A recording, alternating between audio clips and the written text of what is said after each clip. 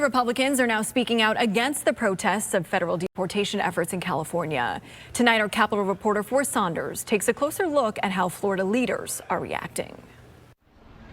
Law enforcement in California Monday preparing for another day of protest against recent immigration raids. You guys are taking people from their homes. Like ICE is taking people from their homes, from workplaces.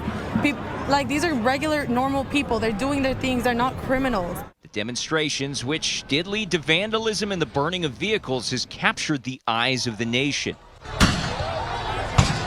and Floridians more than 2,700 miles away. Many Republicans in the Sunshine State condemning it. The chaos in California is a stark reminder of why so many Americans are moving to states like Florida. The governor included, saying at a press conference, California is, quote, letting the inmates run the asylum. You have some of these people, they're objecting because they don't want to get kicked out of America, and yet they're burning the American flag. And yet they're waving the flag of the country that they don't want to get sent back to.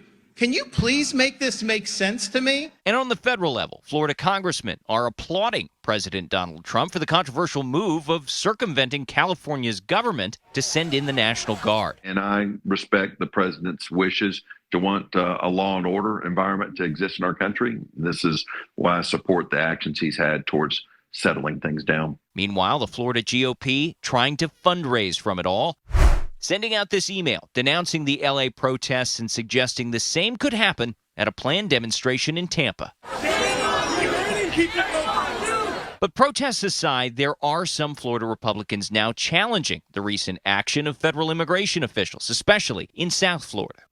In a post over the weekend, State Senator Ileana Garcia, a co-founder of Latinas for Trump, called the raids, quote, arbitrary measures to satisfy, quote, a self-fabricated deportation goal.